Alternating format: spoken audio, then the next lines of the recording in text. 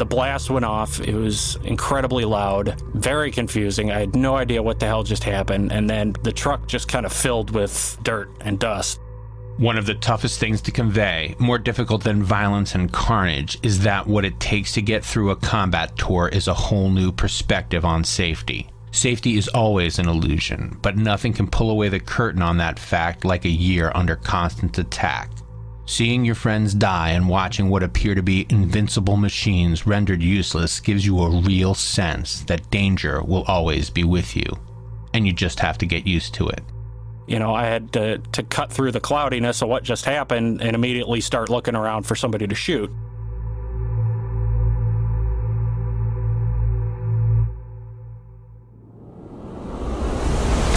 What is true bravery?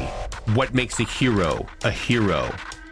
Tested by the worries of what's happening at home, thousands of miles away, and the reality of what you're facing here and now.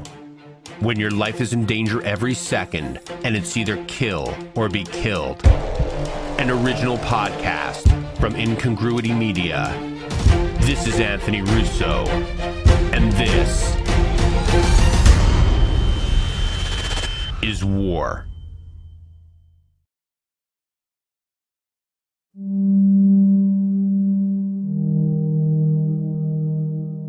Eric Campbell was approaching his mid-20s when he decided to join the Army. It was 2009 and the economy still was a disaster. He had scored well on the test to become a police officer, but none of the departments seemed to be biting.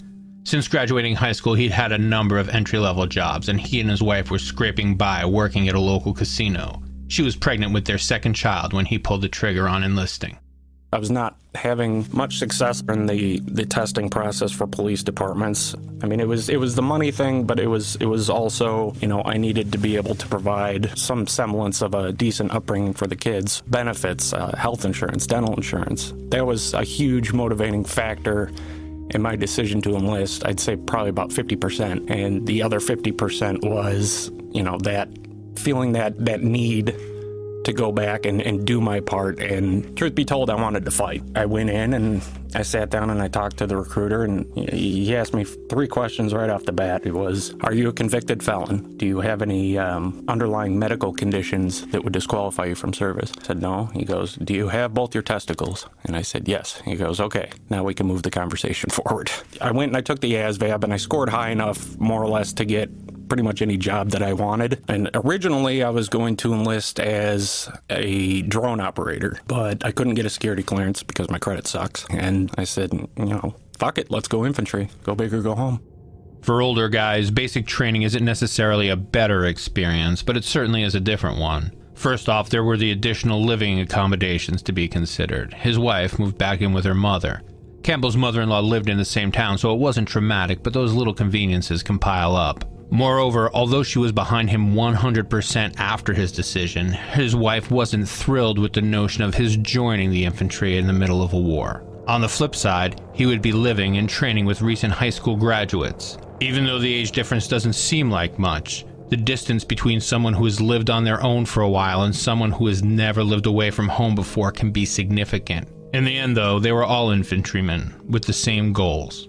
It was miserable because me being the age that I was, being treated like a child for 16 weeks or 18 weeks or however long I was there, that was pretty awful to me. But it was significantly less nerve-wracking for me. It was just like, crap, we're getting yelled at. It wasn't my first time getting screamed at by somebody living in the real world for a number of years.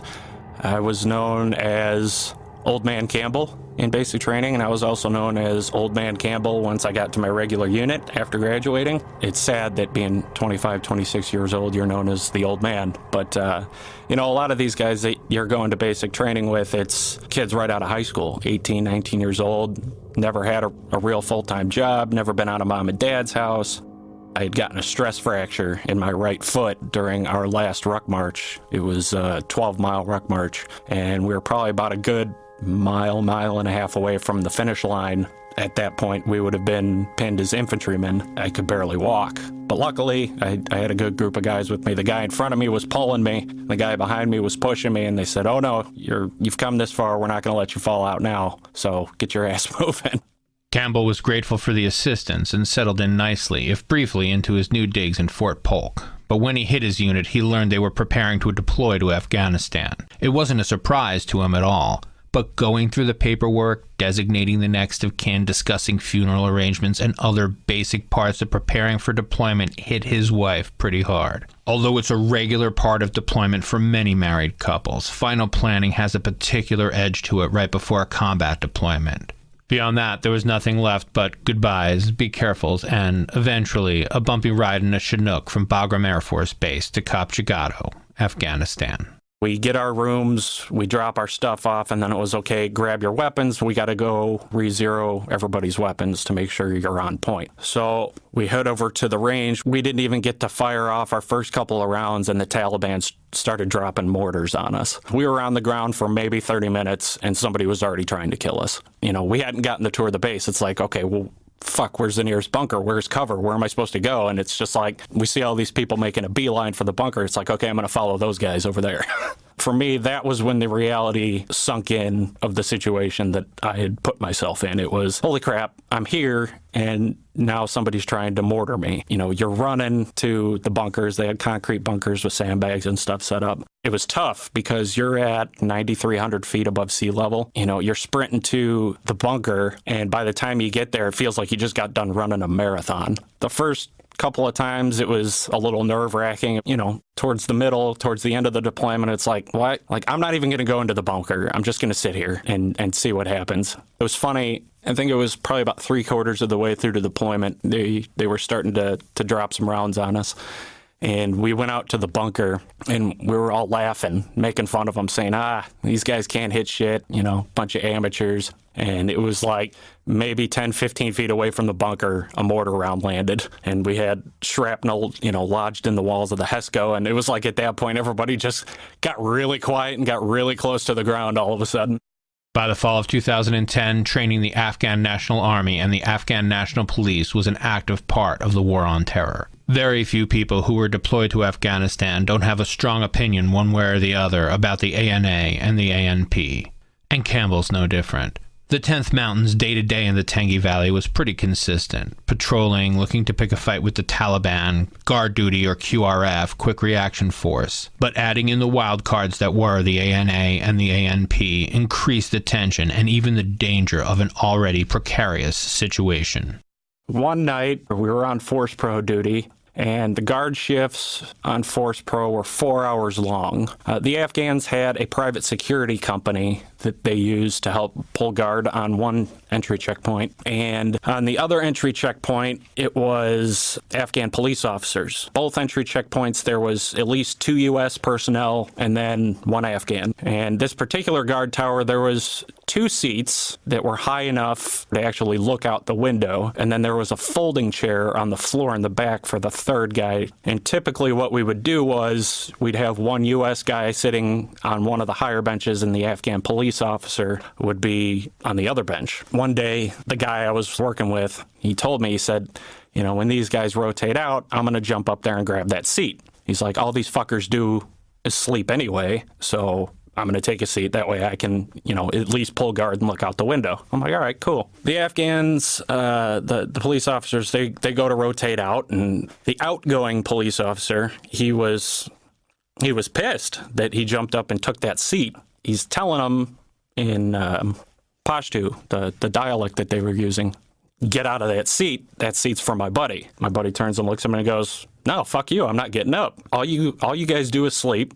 So I'm taking the seat. He can sit on the chair on the floor. My buddy, Jared, he's a big guy, big, strong guy. You know, this Afghan cop takes a step forward towards him, and he tells him again. Jared goes, fuck you. I'm not getting up. So he takes another step forward, and he points to the barrel of his AK, the Afghan cop, and then he points to Jared's head. And Jared just kind of looked at him and smirked and said, you don't want to do that. That's a bad idea. So the Afghan cop, I guess, had enough at that point and racked around into the chamber of his AK, and without skipping a beat, Jared jumped up and just knocked this guy right out of the guard tower, just stood up and just punched him right in the face, right out the door. The other Afghan cop that was in there, he took a step forward and he put his hand on his pistol grip to his AK. I swung around and grabbed the shotgun and shoved that in his face. And I said, you know, you stay, you're not going anywhere. You know, he put his hands up and stopped moving. And at this point, Jared and the other Afghan cop were outside the tower, and I can hear them wrestling around. Obviously, I wanted to help Jared, but at the same time, I had to keep us both covered by holding this other cop so he didn't come up behind us and shoot us. Jared had this guy by the back of his collar of his shirt and his hair,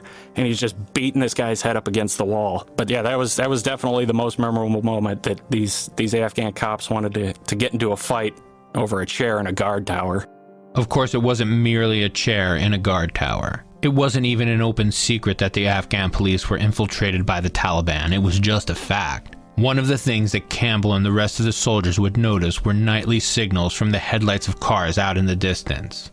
On one hand, there was no proof that cars flashing their headlights were signals at all. But between their penchant for napping and the likelihood that they were Taliban, it was just safer for the soldiers to keep them at arm's length from security operations. At least, whenever it was possible. There were the handful of platoons on our cop, and the Taliban knew the difference between the platoons. I mean, obviously, we all dressed the same. We all drove in the same kind of trucks. I don't know if it was how we moved or if they had a guy on the inside that was feeding them information. But first platoon was out in sector and had inadvertently rolled a truck over, and they couldn't get it out. They couldn't drive it out. I think it was tipped over on its side. They needed QRF to go out there and babysit the truck. And it was at this point I found out that I was going to be a gunner for most of the deployment. My squad leader came up to me and said, "Hey, Campbell, you're my gunner." And I was like, okay. I was a saw gunner, but all these heavier weapons I hadn't shot at this point. I was like, oh, okay, I don't know what the fuck I'm supposed to do, but climb in the truck, I buckle myself in. There's a part of the harness that goes down, attaches to the floor inside the truck. You're standing up the whole time. A friend of mine comes up, explains to me how the Mark 19 works in a quick fashion. We're sitting. We were out there for, I think, a total of like 2.5 days. Just out there. I don't know how the hell we ended up getting stuck out there for that long watching this truck when we didn't even roll the damn thing. Just as there's very little that'll get your adrenaline flowing like a direct threat to your life. Sitting in the desert looking at what is essentially a traffic accident can subdue you, make it hard to keep your focus. Of course, that's what training is for. Practicing vigilance to the point where you're always ready for combat is an essential part of missions like this. Because once the shooting starts, you had better be ready for it.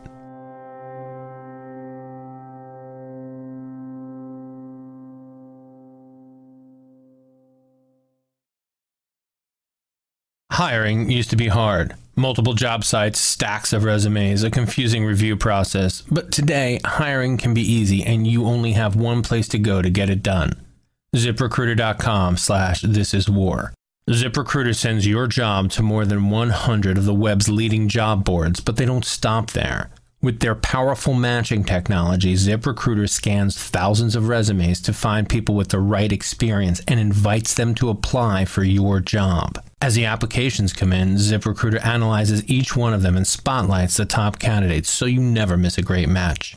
ZipRecruiter is so effective that 4 out of 5 employers who post on ZipRecruiter get a quality candidate through the site within the very first day.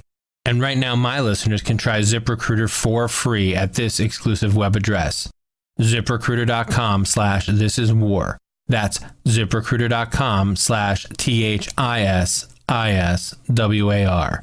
ZipRecruiter.com/thisiswar. ZipRecruiter, the smartest way to hire.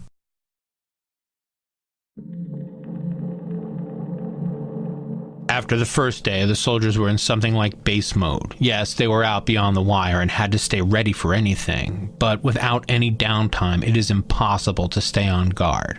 It isn't about being cooped up in the trucks day and night so much as the practical considerations that eventually would draw the soldiers out into the open.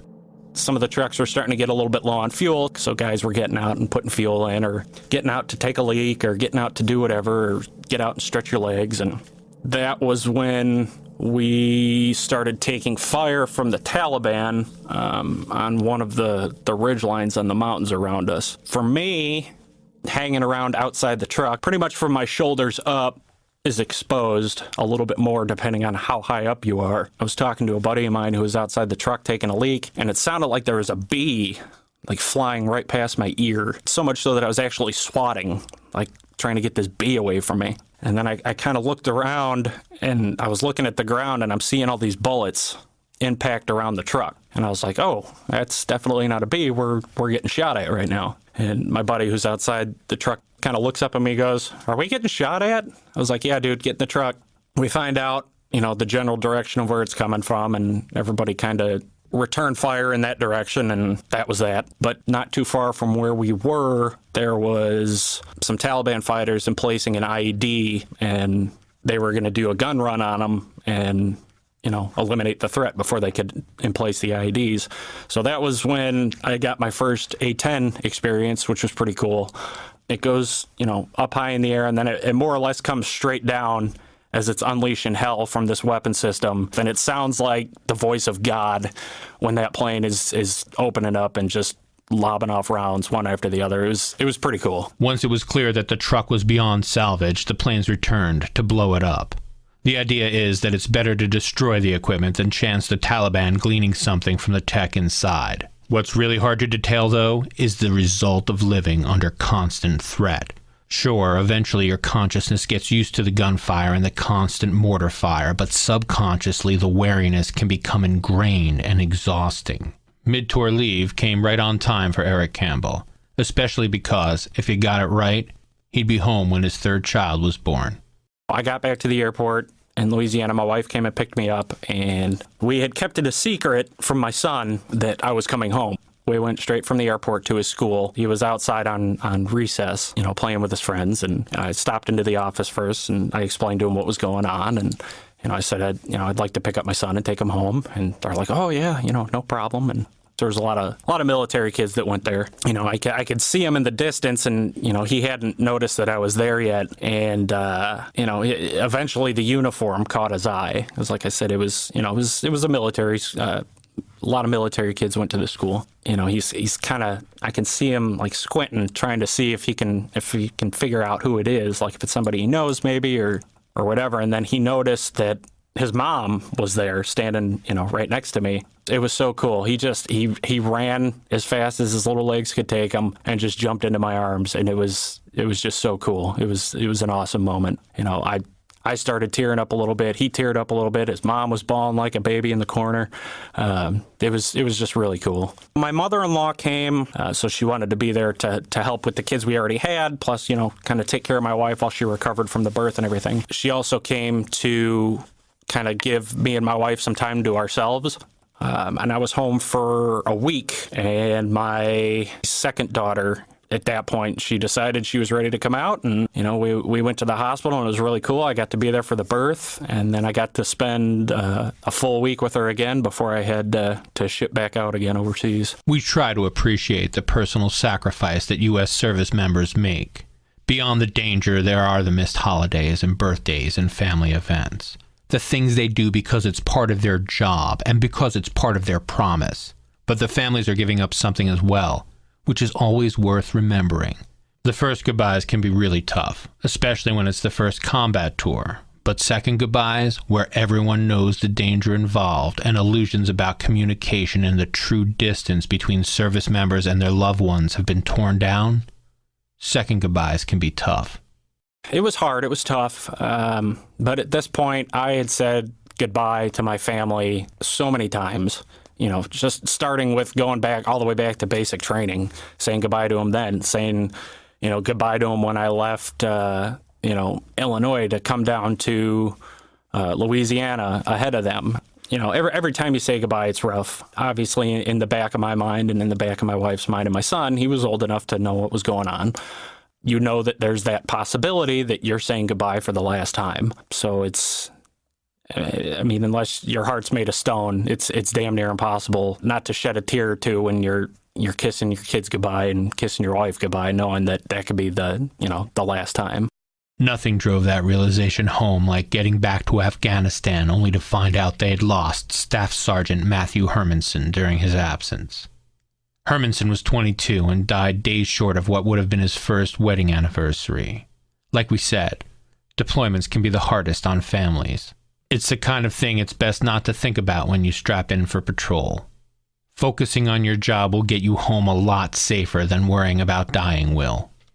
we were conducting a joint patrol with 1st Platoon. We were providing outer security for them while they went through and kind of searching this village and talking to people to see if they could get information out of them. They ended up having one of their trucks break down, so they were kind of towing it back. And we eventually hit this choke point in the road where we had, no choice but to go through this choke point. And, we were moving more or less in a single file line. And lo and behold, we hit an IED. Boom. A big explosion. Pulled off to the side. The gunner took a little bit of a shrapnel to his face. Nothing major. Everybody else was fine. The truck still worked. They didn't damage the truck or disable the truck or anything. The intent was for them to hit and knock out, I believe it was our front right tire, to keep anybody else from moving through and to separate us. After the IED detonated, we immediately started taking small arms fire, rocket fire. I think they were lobbing mortars. 1st Platoon was towing a disabled truck. It was just, all right, kind of give them some cover fire. Let's keep moving. It wasn't time to stick around and fight while these guys are dicking around with this broke down truck. And it was just, the goal was to just, okay, nothing's disabled. Let's get the fuck out of here. We can deal with these assholes again another day. Although Campbell didn't feel like there was anything wrong with him, this was the first of 2 times he and his team would be blown up in 30 days, and by 2010, that meant getting sent for TBI evaluation. The evaluation was something to be endured more than anything else, which is endemic to deployments. No one wants to be away from the action if they can still fight, injured or not. More than that, and as weird as it is for many of us to hear, after a few months of combat, you can get as inured to IEDs as you do to mortars. At least on the surface. Oh, it was surprising. The first time that it happened, the hatch to the truck was open because it was hot and we were trying to get some air in. I was the gunner, but it was a new gunning system that they had just rolled out with the Crow system. So I was basically gunning from inside the truck. We still had the gun mounted on the roof. I was in the back seat and I had a computer screen, more or less, that I was looking at, and I had a joystick that I used to move the gun around and I could fire it that way. The blast went off. It was incredibly loud, very confusing. I had no idea what the hell just happened. And then because we had the hatch open on the truck just kind of filled with dirt and dust and, tiny rocks that were ejected into the air. I honestly can't remember if it rocked the truck at all or anything. I just remember thinking to myself, what the fuck just happened? And it was kind of silent for a minute in the truck. And then, it clicked at that point, with my platoon sergeant. He started telling the driver what to do, where to go, that kind of thing. But it was just kind of jarring, I guess. Because too, at that point, the first time around, it was, we had immediately started taking fire afterwards. So to cut through the cloudiness of what just happened and immediately start looking around for somebody to shoot. The second time it happened, it was just kind of like a freak thing. This IED, because we just hit it and, there was no follow-on attack by the Taliban. It was they put it there and I don't know if they just forgot about it or what, but we hit it and, we checked out the truck, we made sure everybody was okay, and we just, moved on from there.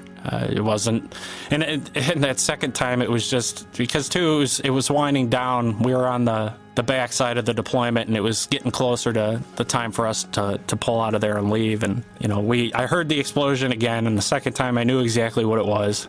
And the first thing out of my mouth was, are you fucking kidding me again? It's the rare service person who's going to take a chance of being pulled from combat by complaining about an injury. So although he had tweaked his back earlier on in the deployment, Campbell hadn't said anything about it. In fact, he was the only one in the truck who was cleared to return to duty. The others had to take some time off recuperating from their concussion diagnoses. The funny thing was, though, he already had a career-ending injury. He just didn't know it yet.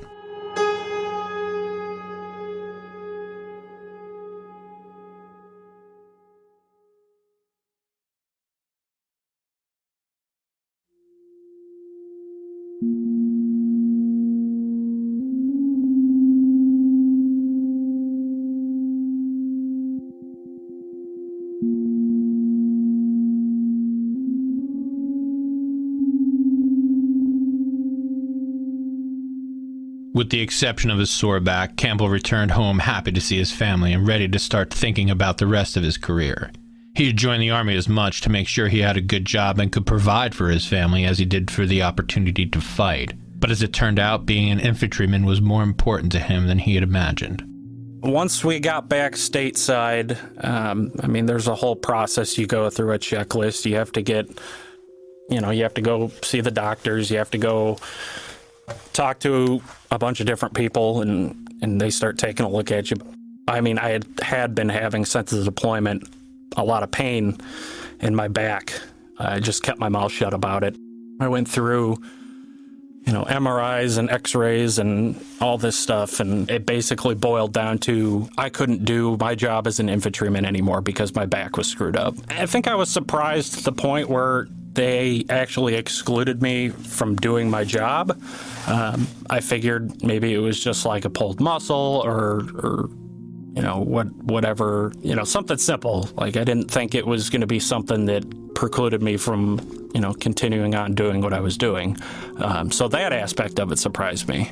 I didn't think for a second going into it that would be it for me, that was going to be more or less the end of my Army career. So they gave me an option at that point. They said, we can reclass you to a different job. You can ride out the remainder of your contract, behind a desk, or you can take the discharge and you can leave now. And, my thought was, I can't go from being on the front line to being behind a desk. Like, to me, it's just like, at that point, what's the point? So I said, it's fine. It's just, I'll, do what you got to do, get me out of the Army, and, that'll be that. When people enlist with an eye on having a career in the military, they understand that there are no guarantees, intellectually anyway. Everyone knows that it's possible to die in combat or to become permanently disabled, both of which are real and tragic outcomes everyone who enlists and their families understand. Being too injured to be in the Army but not to work in the private sector, however, is a different problem altogether. It's not that it doesn't happen regularly, only that the plan for what to do with this kind of transition out isn't commonly considered until it's forced upon you. I didn't come back out of the military the same person I went in. I've always been like a shy person.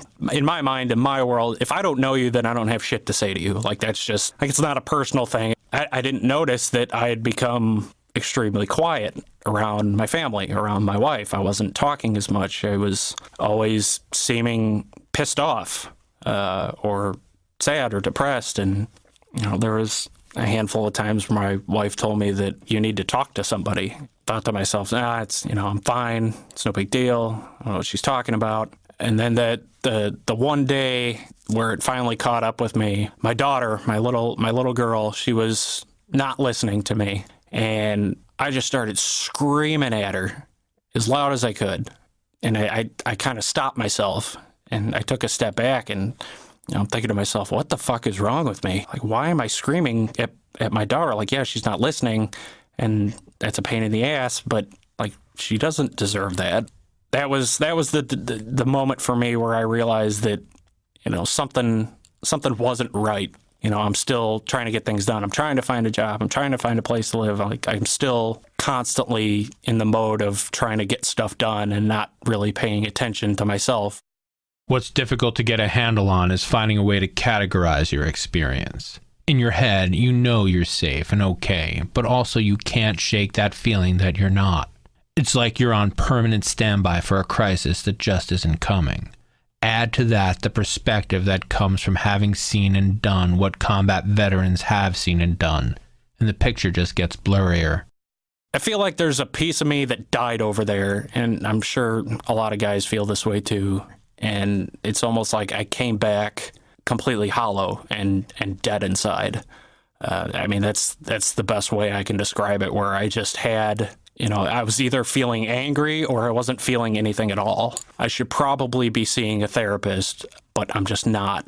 Seeing a therapist is not an option with my current work schedule. I think one thing that helps is doing stuff like this and talking about, the experiences that I have. I could sit here and talk to you for days about everything that I did over there. But one, I probably can't remember every single one. And two, there's guys that it had a far worse time than I did. It saw more fucked up things that I did. That, you know, it's all about perception and how people perceive things and how people experience things. So to some people listening to this, they might think, oh, man, it sucks to be that guy. You know, what had happened to him, how many times he came close to dying. Like, I've lost count how many times I've almost been dead. I've had RPGs detonate in front of my face. I've been shot at. I've been, you know, bit by dogs, blown up. But then, you know, on the flip side, I'm listening to some of these other stories that the guys are sharing, and I'm thinking, you know, holy fuck, you know, this guy went through the shit. Like, what I experienced was nothing. Coming to terms with a violent tour has been a real challenge for a lot of veterans. Many both miss the danger but also can't accept the safety. Increasingly, there's a kind of loneliness, a recognition that your experience was yours alone, that your perspective can't be shared or conveyed. And while it might feel true, giving into it leads to places that are way more dangerous than Afghanistan. Talking about it helps, because there's a lot of people, a lot of guys out there that refuse to talk about their time spent deployed for one reason or another. I lost one of my buddies, Bobby O'Shea, to suicide. Yeah, he was in my platoon. He was in my squad. He was my counterpart in Alpha Team, 2nd Platoon. He was our saw gunner on Alpha Team. It was pretty awful. I could feel my phone in my pocket vibrating, but I was ignoring it. And then all of a sudden, it was like my phone was just blowing up and ringing off the hook. And it was another guy that was in my squad who told me what had happened. And, you know, the big thing was just letting everybody know, you know, at that point, if you needed anything, call somebody, call me, call, you know, whoever. It wasn't until Bobby's funeral service that a lot of us ended up reconnecting again. We had guys fly in from all over the country, and we got a chance to meet up again and you know, talk about Bobby and tell stories about, you know, funny and goofy shit that he used to do and how he made us all laugh, or, you know, different quirks about his personality, and just kind of remembering the good times, I guess. He was hurting, and he ended up taking his own life, and it's been tough for, you know, for his family and for his kids and for, you know, the rest of us that, you know, he was our brother. He's, you know, still hard to this day, you know, thinking about him. We think about him all the time. You know, I see posts from guys that were in our squad on Facebook posting about him, or posting stuff to his Facebook page because it's still active, just saying, you know, hey, Bobby, I'm thinking about you. I love you, bro. Like that kind of stuff. And it's hard thinking that, you know, maybe there's something more that I could have done or that we could have done collectively as friends. And, you know, I don't ever want to be in a position where I'm feeling like there's no other way out. And that's been one of the really important perspectives Campbell has adopted. Don't paint yourself into a corner. And it's a lot easier said than done. When he got out of the Army, he had trouble finding work. Allstate had a veterans program. They took Campbell on and trained him, and he was okay at it, but he never really liked it. It didn't give him a good enough reason to get up in the morning, and that's never a good place to be. Life now is better than it was previously. I very quickly discovered that selling insurance is not something that I wanted to do. A good friend of mine, somebody who I've been friends with for nearly a decade, he was a truck driver. And he talked me into getting my CDL. He actually called me up and said, we're going out to lunch and we're going to sit down and we're going to talk. And I'm like, okay. And he got me in contact with one of the community colleges in my area, one that he went through to get his CDL. And it was 6 weeks, I think it was, where I just kind of sucked it up. I quit selling insurance. I quit working altogether for those 6 weeks. And I stuck it out, and I went every day. I got my CDL, and now I drive trucks for a living. And it's a good job. It's not hard. It's definitely long hours. I work almost 14 hours a day every day.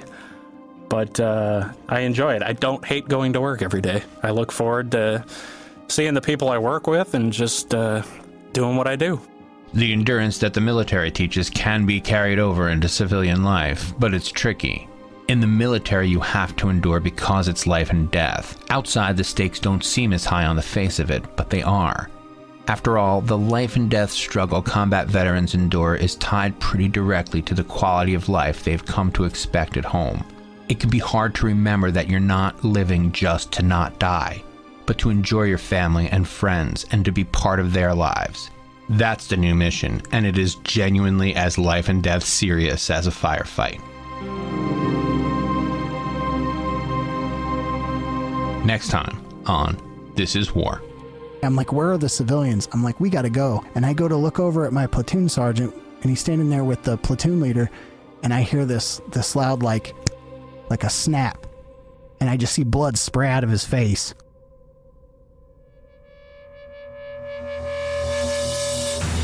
Are you a combat veteran, or do you know one with a story to tell?